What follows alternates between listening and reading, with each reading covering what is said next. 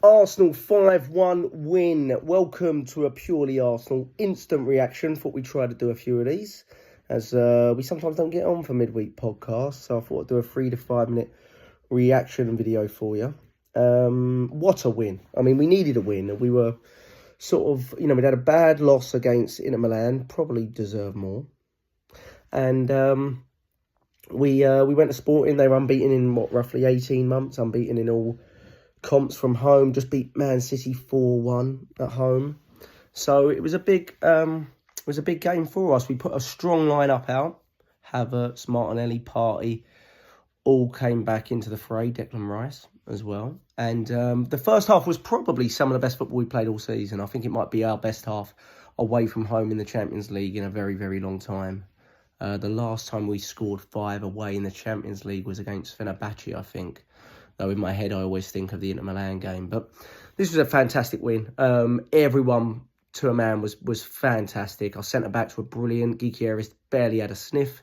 The only time he really had a sniff was when Gabriel went off and Kivior came on. He'd had a couple of shots earlier than that, but they were speculative efforts at best. And him and Saliba just handled him really well. They got touch tight to him. They didn't let him turn. They didn't let him have a second on the ball. And they handled him really, really, really well. And he's a really dangerous striker. Scored a hat-trick against Man City only a few weeks ago. And he's going to go to a big club in Europe. Not that Sporting aren't very, very soon. And I thought we were fantastic everywhere. I thought Odegaard, again, just unbelievable on the ball. I mean, someone said earlier, I saw someone say he's not part of the system. He is the system. And he is basically the system. I mean, he's just unbelievable on the ball. I mean, he just has such a big effect on the overall team. And he's just not your typical 10, He plays like a 10, but he does all the things that a 10, maverick type 10, typically doesn't do. He leads the press, he wins the ball back, he runs the most. He just leads by example. He's just fantastic. But thought he was man of the match again. I thought Thomas Partey was close, though. Really, really good. Early goal from Martinelli was a great move, wasn't it? Timber, showing what you can do going forwards.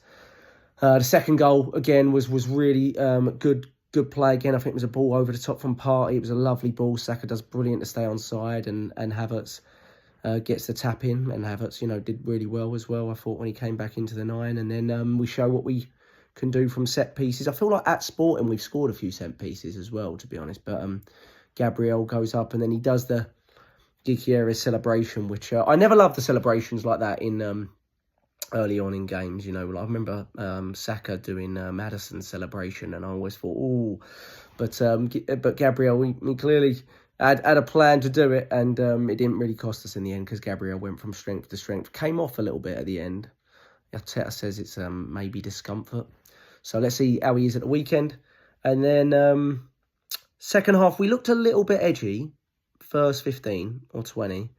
But then we started to play our football again. They scored a goal from I don't know really, I think Saka loses the ball for the corner, and then Calafiori just looks like he falls over and loses Iheanacho, and it's a good finish from him, in fairness. I think for that first 20 minutes of the second half, David Raya was really good. Made some good saves, albeit, shots from distance.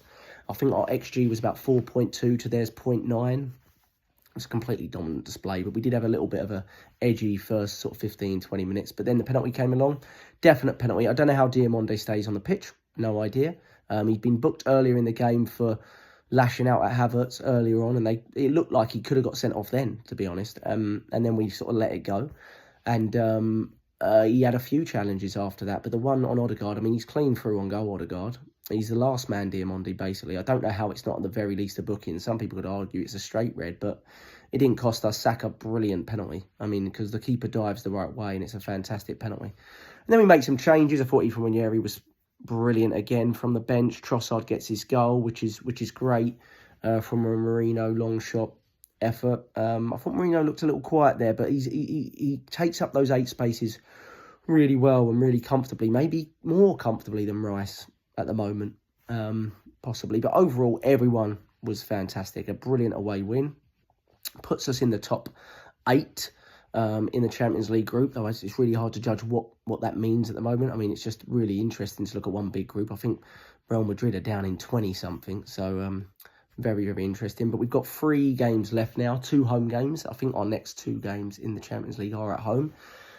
And keep my fingers crossed, if we can win both of those, we'll almost be there in terms of qualification into the top 8. So let's do that.